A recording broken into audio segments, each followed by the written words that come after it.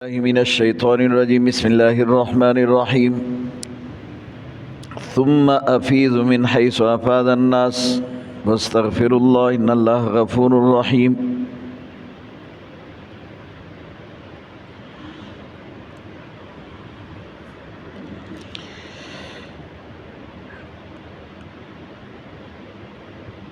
یہاں سے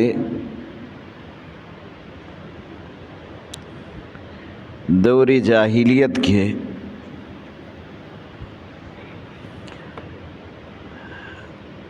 ان رسومات کا ذکر ہے جو قریش اور ان کے علاوہ وہاں کے لوگ ان قسم کے رسومات میں مبتلا تھے۔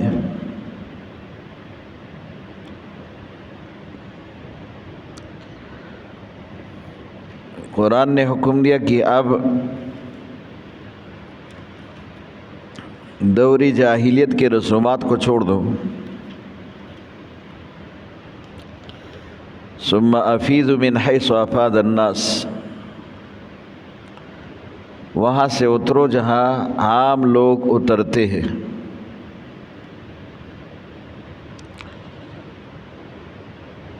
دوری جاہلیت میں قریش مکہ مزدلفہ میں جا کر ٹھہرتے تھے اور وہاں سے آگے عرفات کے میدان میں نہیں جاتے تھے، کیونکہ قریش اپنے آپ کو سب سے زیادہ اشراف سمجھتے تھے، مجاور سمجھتے تھے، اور وہ بیت اللہ پر خصوصاً اپنا ہی حق سمجھتے تھے۔ تو وہ یہ کہہ رہے تھے کہ ہم حرم سے اور ہم حدود حرم سے باہر نہیں نکلتے، اس لیے عرفات کا میدان تو حرم سے باہر ہے، حدود سے باہر ہے، یہ مزدلفہ میں قیام کر کے وہیں سے واپس آتے تھے، بالکل کنارے پر جا کر وہاں پر یہ بیٹھتے تھے اور وہیں پر قیام کر کے واپس آتے تھے، میدان عرفات میں نہیں جاتے تھے۔ قرآن کہتا ہے کہ یہ تمہارا رسم بیکار ہے۔ مسلمانوں کو کہا کہ اب عرفات کی میدان میں جا کر قیام کرو، وہیں سے واپس آؤ، اور قریش کا یہ ناجائز رسم اور ان کا یہ اپنے آپ کو فضیلت دینا اور غرور اور تکبر کی وجہ سے کہ ہم ہی مجاور ہیں اور ہم ہی بیت اللہ کے حقدار ہیں، باقی لوگوں سے اپنے آپ کو ممتاز کرنا اور ان باتوں پر غرور اور تکبر کرنا، قرآن نے کہا کہ یہ ان کا ایک ناجائز عمل ہے، لہذا اب تم عرفات میں قیام کر کے وہاں سے واپس آؤ، مزدلفہ جو کہ یہ جو کہ حدود ہے حرم کی، وہاں پر قیام کر کے تم نہیں جاؤ بلکہ عرفات کی میدان تک پہنچو۔ حضرت جبیر ابن مطعم رضی اللہ عنہ خود ہی روایت کرتے کہ میرا اونٹ گم ہو گیا، میں ڈھونڈنے کے لیے نکلا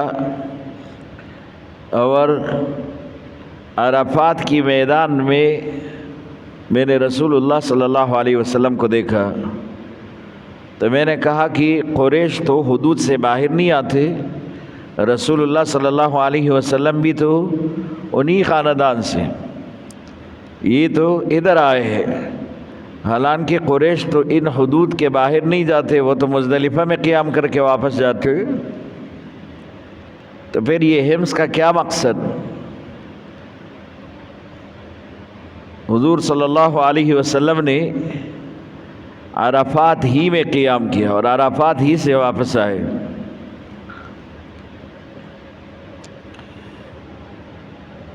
ثم افیضوا من حیث افاض الناس، تم بھی وہاں سے اترو جہاں سے عام لوگ اترتے ہیں۔ معنی یہ کہ اب تم اپنی اس شرافت کو جو کہ تم امتیازی حیثیت دے کر غرور اور تکبر کے ساتھ اپنے آپ کو لوگوں سے ممتاز کرتے ہو، یہ کام نہیں کرو۔ حج اس میں سب کا لباس ایک ہے، سب کا انداز ایک ہے، سب کا عمل ایک ہے، اور لباس بھی اس لیے ایک ہے کہ اس میں یہ فرق نہ ہو کہ مالدار ہے اور غریب ہے، عرب ہے عجم ہے، کالا ہے سفید ہے، اس میں سب ایک جیسے ہو۔ تو پھر تم اپنا یہ امتیازی شان بھی ختم کر کے، جو تم اپنے آپ کو صرف اشراف سمجھتے ہو اور غرور اور تکبر کی وجہ سے عرفات کی میدان میں بھی داخل نہیں ہوتے، تو یہاں حج کے ان اعمال میں سب کو ایک جیسے ہونا چاہیے، عالم ہو، حافظ ہو، قاری ہو، امی ہو، اور پھر عربی ہو کہ عجمی ہو، سب ایک جیسے عمل کریں، اور سب کو عرفات میں جانا ہے اور وہاں پر قیام کرنا ہے۔ اس لیے کہا کہ ثم افیضوا من حیث افاض الناس، جہاں سے سارے لوگ چلتے ہیں اور آتے ہیں تم بھی ادھر ہی سب کے سب چلو اور وہیں سے آؤ۔ واستغفر اللہ، استغفار پڑھ لیا کرو، اللہ سے بخشش مانگو، ان اللہ غفور الرحیم، اللہ بخشنے والا مہربان ہے۔ رسول اللہ صلی اللہ علیہ وسلم کا بھی معمول تھا، ہر نماز کے بعد 3 بار استغفار پڑھتے تھے، اللہ اکبر، استغفر اللہ، استغفر اللہ، استغفر اللہ۔ امام مسلم نے لکھا ہے، اور اس میں اگلی آیت میں ذکر کا ہے، اور ذکر کے بارے میں امام بخاری نے بھی ایک حدیث لکھی ہے، رسول اللہ صلی اللہ علیہ وسلم کا معمول تھا ہر نماز کے بعد بھی ذکر کرتے ہیں، اور 33 بار سبحان اللہ، 33 بار الحمدللہ، 34 بار اللہ اکبر، ایک روایت میں 33 بار اللہ اکبر، 11 مرتبے کا بھی روایت ہے۔ یہ ذکر ہے جو رسول اللہ صلی اللہ علیہ وسلم کرتے تھے، اور حضور صلی اللہ علیہ وسلم استغفار پڑھتے تھے، یہاں تک کہ صحابہ کرام حضور صلی اللہ علیہ وسلم سے خود ہی پوچھتے ہیں،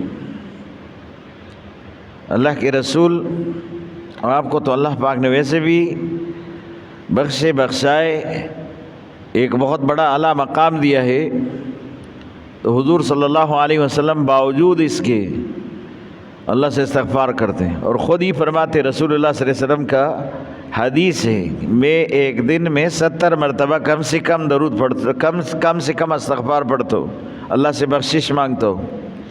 جو بخشائے وہ اللہ سے مغفرت مانگے، بخشش مانگے، اور جو صبح شام گناہوں بے لطفت ہے وہ اسی طرح غافل ہو۔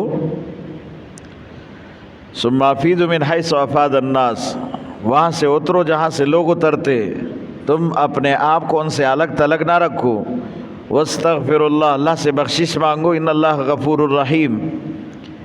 دوسرا رسم، فَإِذَا قَضَيْتُم مَنَاسِكَكُمْ فَاذْكُرُوا اللَّهَ، جب تم حج کے یہ اعمال پورا کر چکے ہو تو پھر اللہ کا ذکر کرو، اللہ اکبر لا الہ الا اللہ واللہ اکبر وللہ الحمد، یہ سارا ذکر ہے جو کہ ایام حج میں، ایام تشریق میں خاص طور پر یہ ہر نماز کے بعد ذکر کیا جاتے ہیں، اللہ اکبر لا الہ الا اللہ واللہ اکبر وللہ الحمد۔ لیکن یہاں بھی ایک رسم کی طرف اشارہ ہے کہ تم وہ رسم نہ کرو کہ ذکرکم آباءکم او اشد ذکرا، جس طرح تم باپ دادا کے ذکر کرتے ہو اس سے بھی زیادہ ذکر اللہ کی کرو۔ یہ کفار مینا میں جا کر رمی جمار سے فارغ ہو جاتے، پھر بیٹھ کر وہاں پر اشعار کی محفلیں بناتے تھے، اور ان محفلوں میں، ان مجلسوں میں اپنے باپ دادا کی خوبیاں بیان کرتے تھے، ان کے صفات بیان کرتے تھے، ان کی بہادری اور شجاعت کو بیان کرتے تھے۔ اور اب ان کے اشعار میں اب کے علاوہ کچھ نہیں تھا، تو اللہ کہتے ہیں اب کو چھوڑو، رب کو یاد کرو، اب کو چھوڑو، رب کو یاد کرو۔ اب کا معنی باپ، رب کا معنی وہ پالنے والا تمہارا الہ، اس کو یاد کرو۔ تم باپ دادا کی بہادری کو، شجاعت کو اشعار میں، اسی طرح نظم میں یہ بیان کرتے رہتے ہو، اور یہاں پر خاص طور پر اپنا وقت ضائع کرتے ہو۔ یہ تو بڑا قیمتی وقت ہے، اس میں اگر تم اللہ کی ذکر کرو گے تو اللہ پاک تمہارے گناہ معاف فرمائیں گے، اور خصوصاً حج کے بعد انسان کے سارے گناہ معاف ہوتے ہیں، لیکن یہ تب جب کہ انسان صحیح طرح حج کے اعمال اور حج کے پورا ارکان پورا کر لے، تو پھر اس کے سارے گناہ معاف ہو جاتے ہیں۔ اس لیے کہا کہ فَإِذَا قَضَيْتُم مَنَاسِكَكُمْ، حج کے مناسک اور احکام آپ نے پورے کر لیے، فَاذْكُرُوا اللَّهَ، احکام تو اپنی جگہ پر ہے، فَاذْكُرُوا اللَّهَ، اب ذکر پر زور دو، بس اللہ کو یاد کرو، باپ دادا کا یاد چھوڑ دو، باپ دادا کے اشعار چھوڑ دو، اور باپ دادا کی صفات چھوڑ دو، اب اللہ کی صفات بیان کرو، اللہ پاک کے صفات، اللہ کا ذکر کرو۔ فَمِنَ النَّاسِ مَن يَقُولُ رَبَّنَا آتِنَا فِي الدُّنْيَا وَمَا لَهُ فِي الْآخِرَةِ مِنْ خَلَاقٍ، ان کے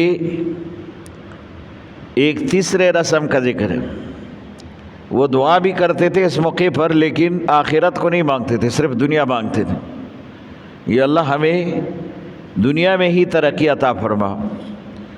اور یہاں سے ہمارے بھی کچھ ایسے لوگ جہالت کی بنیاد پر وہ کہتے ہیں کہ حج میں ہم صرف اپنی دنیاوی امور کے لیے دعا کریں تاکہ یہ بہتر ہو، ہمارے دنیاوی کام بہتر ہو، اسی کے لیے دعا کرتے ہیں، اور اتنے خرچے کر کے وہاں جاتے ہیں اور پھر اصل مقصد سے محروم ہو جاتے ہیں، کیونکہ انسان تو چاہتا ہے کہ اس کا آخرت بن جائے۔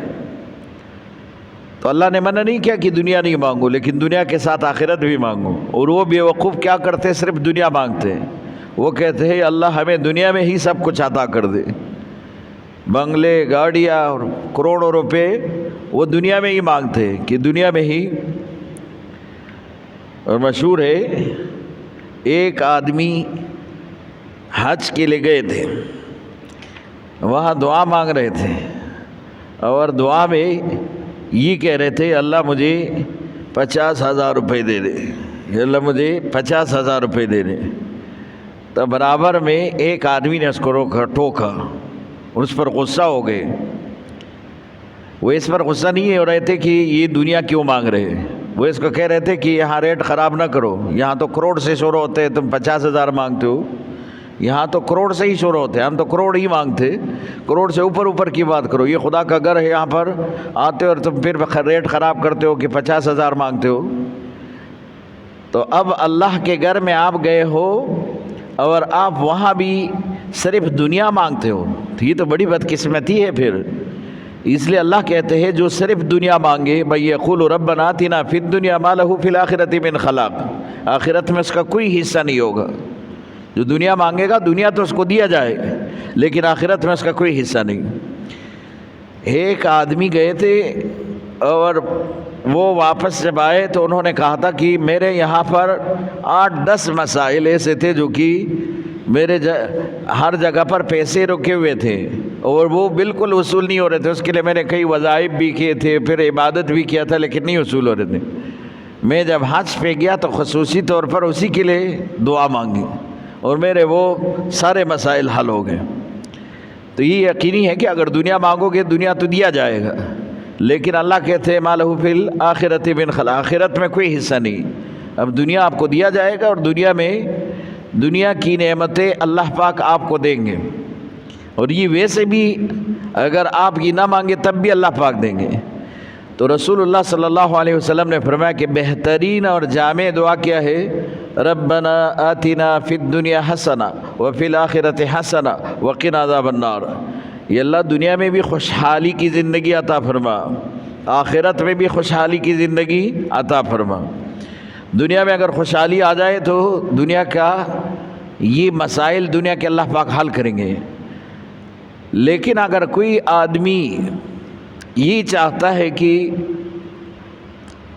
حضور صلی اللہ علیہ وسلم اور صحابہ کے اتباع میں وہ اعمال کرے جو وہ حضور صلی اللہ علیہ وسلم چھوڑ کے گئے، تو پھر تکالیف آئیں گے ضرور، ان پر مصیبتیں، کیونکہ انہی تکالیف کی وجہ سے ان کے گناہ معاف ہوتے ہیں، ان کے درجات بلند ہوتے ہیں، ان کو اللہ پاک اور صاف کرتے، تو یہ تکالیف آئیں گے۔ رسول اللہ صلی اللہ علیہ وسلم سے پوچھا گیا کہ دنیا میں سب سے زیادہ آزمائش میں ڈالے گئے لوگ کون ہیں؟ فرمایا کہ انبیاء۔ پھر کون ہے؟ جو انبیاء کے اتباع کرنے والے ہیں، پھر جو ان کے اتباع کرنے والے ہیں۔ یہ سارے آزمائش میں دنیا کے امتحانات میں گرے ہوئے ہیں۔ اگر ایک آدمی دیندار ہے تو اس پر امتحانات آئیں گے، یہ نہیں کہ دیندار ہوگا تو دنیا کے امتحان سے بچ جائے گا، دنیا میں امتحان آئے گا۔ اور اللہ پاک بھی اس کو ظاہر کرتے ہیں کہ یہ دنیا کے امتحان میں کامیاب ہوتا ہے کہ نہیں ہوتا۔ حضرت بلال رضی اللہ عنہ کو تپتی ہوئی صحرا میں گرم ریت پر لٹا کر اس کے جسم پر بھاری پتھر رکھے جاتے تھے، اور پھر ان کو کہتے تھے کہ اب اپنا دین چھوڑ دو، ہم آپ کو معاف کریں گے۔ حضرت بلال رضی اللہ عنہ پھر بھی احد احد کہہ کر انکار کرتے تھے۔ تو کسی نے بلال کو یہ کہا کہ اتنی تکلیف یہ لوگ آپ کو دے رہے تو پھر چھوڑ دو اس دین کو، جبکہ آپ کا رب بھی آپ کی مدد نہیں کر رہا، آپ کا رب بھی آپ کی مدد نہیں کر رہا، تو پھر چھوڑ دو، کیوں تکلیف برداشت کر رہے ہو؟ بار بار یہ لوگ آپ کو تکلیف دے رہے ہیں۔ بلال نے کیا کہا کہ میرا رب صرف یہ دیکھتا ہے کہ بلال کچا ہے کہ پکا ہے، وہ تو میرا ہی آزمائش لیتے ہیں، میرا امتحان لیتے ہیں۔ تو اللہ امتحان لیتا ہے، اور خاص طور پر جو دیندار لوگ ہیں اس کے امتحان لیتے ہیں۔ تو اگر امتحان آزمائش آیا تو اس سے گھبراؤ نہیں کہ امتحان اور آزمائش نیک لوگوں پر آتا ہے، نیک لوگوں پر آزمائش آتا ہے، ورنہ اجر ضرور ہے، جو بھی تکلیف آئے گا اس پر اجر ہے۔ حضرت عائشہ رضی اللہ عنہ فرماتی ہے حضور صلی اللہ علیہ وسلم نے فرمایا جسم میں ایک کانٹا چبھ جاتا ہے اس پر بھی اجر لکھا جاتا ہے، اور چبھنے کے وقت جو تکلیف ہے اس پر بھی، اور پھر جب آپ اس کو جسم سے نکالتے ہو اس کی تکلیف پر بھی اجر لکھا جاتا ہے۔ یہاں تک لکھا ہے کہ ایک آدمی دائیں جیب میں کسی چیز کو ڈھونڈنے کے لیے ہاتھ ڈالے اور وہ دائیں جیب میں نہ ملے بائیں جیب، تو یہ جو نہ ملنے پر ان کو تکلیف ہوتا ہے، اس پر بھی اجر لکھا جاتا ہے۔ اللہ کے ہاں اتنی مہربانی ہے، تو یہ جو تکالیف آتے ہیں یہ بھی اسی لیے کہ آپ کے درجات بلند ہو، آپ کے گناہ معاف ہو، اللہ پاک آپ کے ساتھ رحم کرم والا معاملہ فرمائے۔